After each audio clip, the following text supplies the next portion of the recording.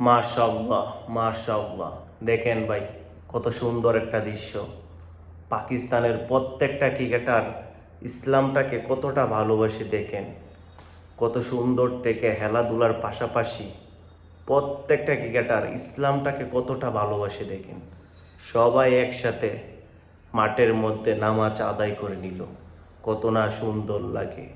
এরকম দৃশ্যগুলো আপনাদের কাছে কেমন লাগে অবশ্যই কমেন্ট করে জানাবেন।